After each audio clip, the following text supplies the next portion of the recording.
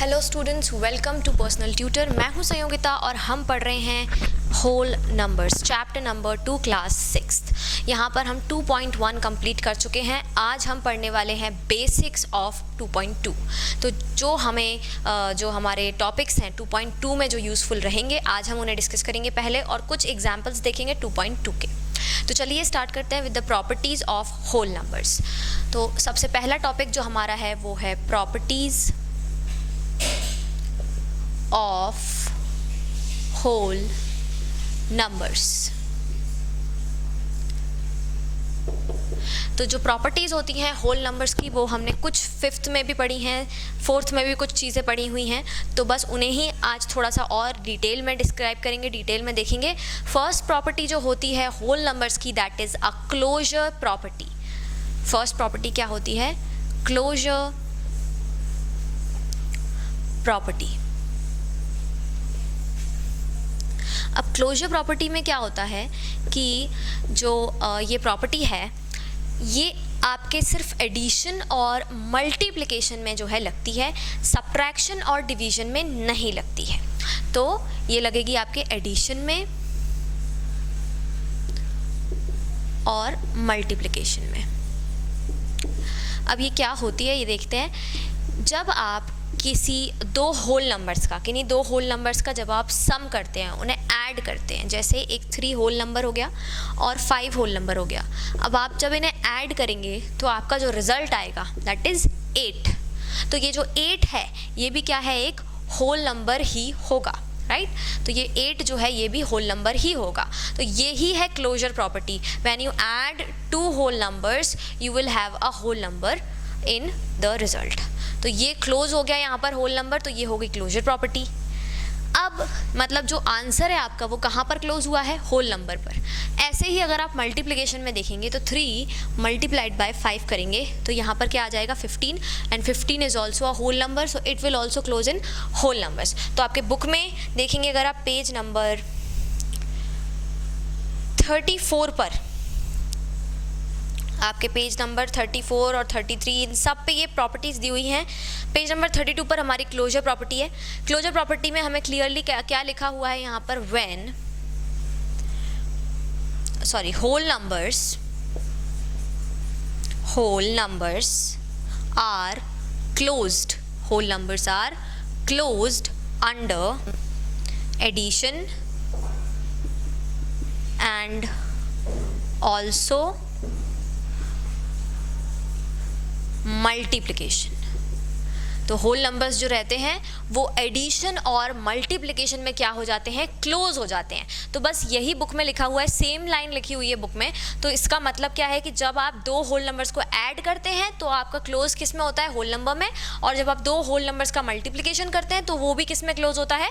एक whole number में ही close होता है। तो this is the closure property. अब हम ऐसा सब्ट्रैक्शन में और डिवीजन में क्यों नहीं कर सकते वो देखते हैं। मान लेते हैं कि आपने क्या सब्ट्रैक्ट किया? 7 माइनस 8। अब आप कहेंगे कि ये कैसे सब्ट्रैक्शन हो सकता है, क्योंकि यहाँ पर ये छोटा नंबर है, ये बड़ा नंबर है, तो छोटे नंबर में से बड़ा नंबर कैसे सब्ट्रैक्ट हो सकता है?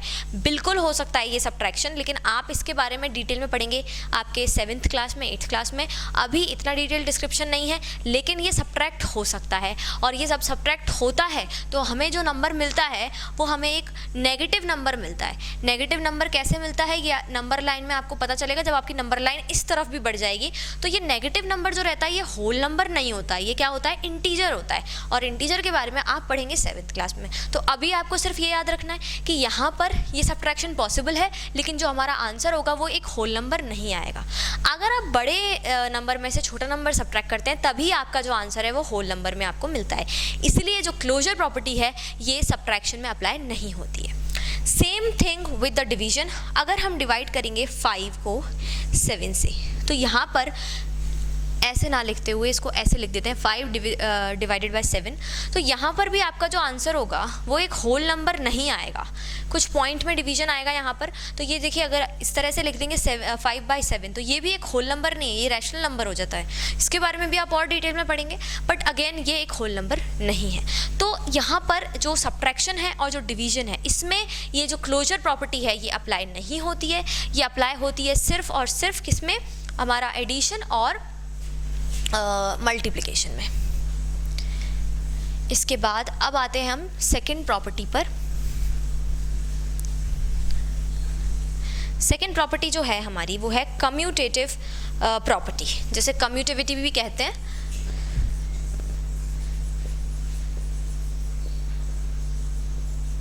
Commutativity of addition and multiplication, ये भी किस में आएगी? एडिशन और मल्टीप्लिकेशन में ही आएगी। इसमें भी सब्ट्रैक्शन और डिवीजन नहीं आ पाएगा फॉर सम रीजंस। अब यहाँ पर कम्यूटेटिविटी जो है इसमें क्या होता है कि ये पूरा ऑर्डर पर वर्क करती है। किस पर वर्क करती है? ऑर्डर पर। ऑर्डर मतलब देखिए, जैसे ये ऑर्डर जो है, जो नंबर्स लिखे हैं उनका जो ऑर्डर है, जैसे अगर मैंने लिखा है 2 + 5 तो पहले यहाँ पर क्या लिखा है ऑर्डर में? 2, उसके बाद लिखा है 5, राइट। अगर मैं इसको ऐसे लिख दूंगी 5 + 2, मतलब मैंने इनका ऑर्डर चेंज कर दिया। तो अब मैंने 5 को पहले लिखा, 2 को मैंने बाद में लिख दिया, तो ये हो गया यहाँ पर ऑर्डर चेंज। अब जब ऑर्डर चेंज हो गया तो क्या जो आंसर है वो भी चेंज हो जाएगा? देखते हैं, हम 2 में पहले 5 ऐड करते हैं तो हमें मिलता है 7। अगर आप 5 में 2 को ऐड करेंगे तो भी आपको क्या मिलेगा? 7 ही मिलेगा। मतलब यहाँ पर ऑर्डर मैटर ही नहीं करता।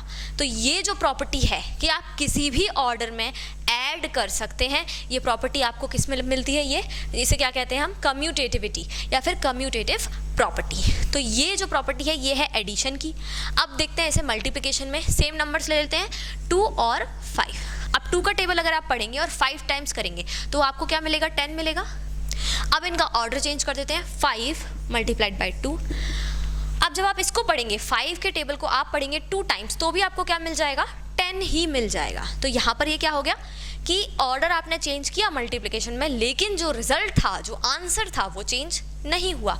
तो इसलिए ये जो प्रॉपर्टीज़ हैं ये क्या हो जाएंगी? ये हो जाएगी कम्यूटेटिव प्रॉपर्टी ऑफ एडिशन और ये हो जाएगी कम्यूटेटिव प्रॉपर्टी ऑफ मल्टीप्लिकेशन। तो यहाँ पर ये प्रॉपर्टीज़ ऐसे वर्क करती हैं। ऐसे ही ये हो गई सेकेंड नंबर की प्रॉपर्टी। ये जो है हमारा सब्ट्रैक्शन और डिवीजन पर वर्क नहीं करती हैं। सेम रीजंस जो ऊपर थे क्लोजर प्रॉपर्टी में, सेम रीजंस कि इंटीजर्स, फ्रैक्शंस के बारे में अभी आपने इतना पढ़ा नहीं है। जब आप पढ़ेंगे तो आपको समझ में आएगा कि क्यों वर्क नहीं करती हैं। 3 नंबर थर्ड प्रॉपर्टी ये होती है एसोसिएटिविटी, जिसे हम एसोसिएटिव प्रॉपर्टी भी कहते हैं। Associativity of addition and multiplication.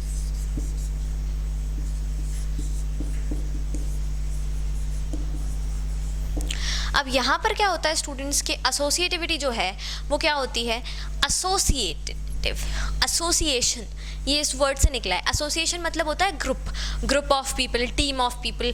तो यहाँ पर ये ग्रुप ऑफ नंबर्स की बात कर रहे हैं। चलिए देखते हैं। अभी तक हम 2 नंबर्स ले रहे थे, हम 2 नंबर ले रहे थे, उनका मल्टीप्लिकेशन कर रहे थे, एडिशन कर रहे थे। अब हम जो लेंगे वो लेंगे हम 3 नंबर्स। तो हम पहले लेते हैं 2 + 3 + 4। अब हमने यहाँ पर 3 नंबर्स ले लिए अलग अलग। इनको हम जब ऐड कर रहे हैं तो हम एक साथ तो ऐड करेंगे नहीं, पहले हम या तो इन दोनों को करेंगे या हम पहले इन दोनों को करेंगे या हम पहले इन दोनों को कर सकते हैं। तो हम अगर 2 + 3 करें पहले, तो पहले हमने क्या कर दिया? 2 + 3 को ऐड कर दिया, तो ये आ गया 5। फिर बचा हमारा 4। इसके बाद अब हम कर रहे हैं 5 में 4 को ऐड, तो हमारा आ गया आंसर 9। अब यहाँ पर हमने क्या किया? ग्रुपिंग की, हमने टीम बना दी 2 और 3 की और उनको पहले ऐड कर दिया। ऐसे ही हम 3 और 4 की भी ग्रुपिंग कर सकते थे। जैसे ये फिर से सेम क्वेश्चन लिख रहे हैं 2 + 3 + 4। अब यहाँ पर हम पहले 3 और 4 को ग्रुप कर लेते, तो 3 और 4 को हम पहले ऐड कर लेते, तो ये मिल जाता 7 और यहाँ पर आ जाता +2। तो ये दोनों मिलके क्या हो जाते? 9 हो जाते, राइट। 7 + 2 = what? 9। तो यहाँ पर हमने क्या देखा कि अगर यहाँ पर 9 हो रहे हैं तो यहाँ पर भी 9 आ रहे हैं, जबकि हमने जो ग्रुप्स हैं वो चेंज कर दिए। पहले हमने इन दोनों को ऐड किया और यहाँ पर पहले हमने 4 और 3 को ऐड किया। तो यहाँ पर एसोसिएटिविटी है, मतलब कि आप पहले किन्हीं भी 2 नंबर्स को ऐड कर लें, आपका जो आंसर है वो लास्ट में आपको क्या मिलेगा? सेम ही मिलेगा।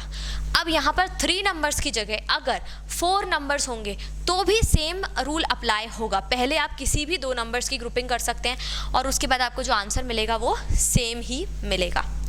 सेम देखते हैं मल्टीप्लिकेशन के साथ में क्या हो रहा है।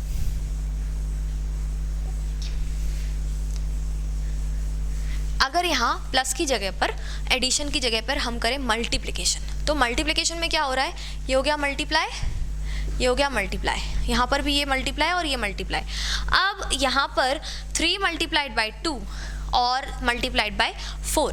अब पहले किसको मल्टीप्लाई करेंगे, इससे कोई फ़र्क नहीं पड़ेगा क्योंकि यहाँ पर एसोसिएटिव प्रॉपर्टी लगती है। तो यहाँ पर आप पहले 2 और 3 को मल्टीप्लाई कर दीजिए तो आपका मिल जाएगा 6, और उसके बाद आप उसे 4 से मल्टीप्लाई कर दीजिए तो आ जाएगा 24। सेम यहाँ पर अप्लाई होगा, आप पहले 3 और 4 को मल्टीप्लाई कर दीजिए तो आपको मिल जाएगा 12, और उसके बाद आप 2 से मल्टीप्लाई कर दीजिए तो आपको मिल जाएगा 4। तो यहाँ पर भी मल्टीप्लिकेशन में भी क्या लग रही है, एसोसिएटिव प्रॉपर्टी लग रही है कि आप पहले किन्हीं भी 2 नंबर्स को मल्टीप्लाई कर सकते हैं और उसके बाद जो भी आंसर होगा उसका 3rd नंबर से मल्टीप्लाई कर सकते हैं। आपको कोई आपके आंसर में चेंज नहीं मिलेगा, आंसर आपको एट द एंड बिल्कुल सेम ही मिलेगा जैसे यहाँ मिल रहा है, दोनों तरफ 24। तो ये 3 प्रॉपर्टीज़ हैं जो आपको ध्यान में रखनी है नेक्स्ट एक्सरसाइज के लिए। अब हम सॉल्व करेंगे एग्जाम्पल्स।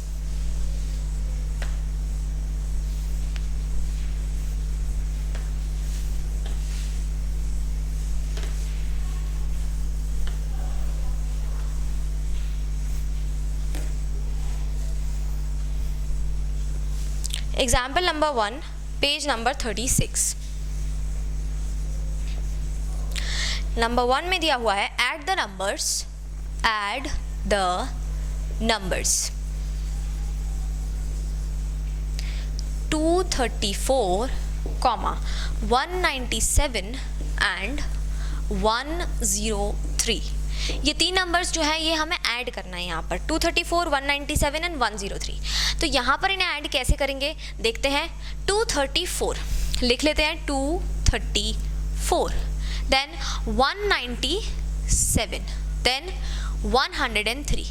अब इनको हम जब ऐड करते हैं तो पहले हम कौन से 2 नंबर्स को ऐड करें, आप पहले किसी भी 2 नंबर्स को ऐड कर सकते हैं, ज़रूरी नहीं तीनों को आपको साथ में करना है क्योंकि हम हैं 6th क्लास में। तो अब ये जो तरीका है आप ऐसे लिख रहे होंगे लेकिन हमें इन्हें ऐसे नहीं लिखना है। हमने अभी अभी प्रॉपर्टीज़ पढ़ी हैं और ये कौन सी प्रॉपर्टी में जाएगा, एसोसिएटिव प्रॉपर्टी में जाएगा कि पहले आप किसी भी 2 नंबर को ऐड कर सकते हैं, कोई फ़र्क नहीं पड़ता, आंसर में कोई भी चेंज नहीं मिलेगा। पहले हम इन दोनों नंबर्स को ऐड कर लेते हैं जैसा उन्होंने किया हुआ है आपके जो क्वेश्चन में है। तो अगर हम पहले इन दोनों नंबर्स को ऐड करें तो इन दोनों का हमें आंसर क्या मिल जाएगा, 200 एंड 300। 300 हमें यहाँ पर आंसर मिल जाएगा। और अब इसको आप ऐड कर दीजिए यहाँ पर, तो ये हो गया 534। ये 534 आ गया। अब एक काम करते हैं, दूसरा थोड़ा सा ऑर्डर इनका चेंज करते हैं और पहले कोई दूसरे 2 नंबर्स को ऐड करके देख लेते हैं और देखते हैं क्या हमें सही आंसर मिल रहा है या नहीं। ये हम सिर्फ एक बार अपने तरीके से और कर रहे हैं, अपने तरीके से मतलब दूसरे तरीके से जो आपकी बुक में है उससे थोड़ा डिफरेंट। तो पहले हम एक काम करेंगे, इन दोनों नंबर्स को ऐड कर लेंगे और उसके बाद इसमें 3rd वाला नंबर ऐड करेंगे। अब आप इन दोनों नंबर्स को ऐड करेंगे तो आपको यहाँ मिल जाएगा 7 + 4 11, 13 और ये मिल जाएगा 331 और प्लस कर लेंगे आप यहाँ पर 103 को। तो यहाँ पर जो आपको आंसर मिलेगा 9 + 4 11, 7 + 4 11, 11 10, 13 3 1, यहाँ पर 431 मिलेगा। और 431 के बाद में आपको यहाँ पर जो आंसर मिलेगा वो क्या मिल जाएगा, 534। तो ये 534 यहाँ मिला, 534 यहाँ मिला। तो ये आपने क्या किया, एसोसिएशन चेंज किए, आपने ग्रुप्स चेंज कर दिए। यहाँ आपने पहले इन दोनों को ऐड किया था, यहाँ आपने पहले इन दोनों को ऐड किया था, लेकिन आप आंसर देखेंगे तो वो सेम रहेगा। यही क्या है, एसोसिएटिव प्रॉपर्टी है। ये समझाने के लिए आपको दिया हुआ है कि एसोसिएटिव प्रॉपर्टी क्या होती है।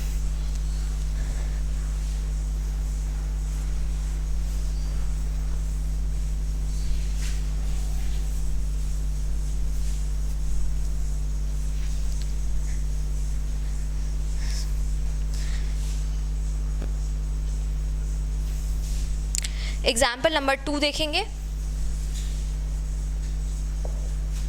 Find 14 + 17 + 6 in 2 ways. यहाँ पर हमें ये फाइंड करना है in two ways. In two ways मतलब अलग अलग दो तरीके से फाइंड करना है, जैसे अभी हमने एग्जाम्पल 1 में किया। हालांकि उन्होंने कहा नहीं था, फिर भी हमने किया, बस यहाँ उन्होंने बोल दिया कि आपको अलग अलग दो तरीकों से इनको निकालना है। तो चलिए स्टार्ट करते हैं। पहला फर्स्ट वे। पहले सबसे क्या करते हैं, 14 + 17 + 6। अब इनमें से किसी भी दो नंबर्स को आप ग्रुप कर लीजिए, तो इनको पहले ग्रुप कर लेते हैं यहाँ पर।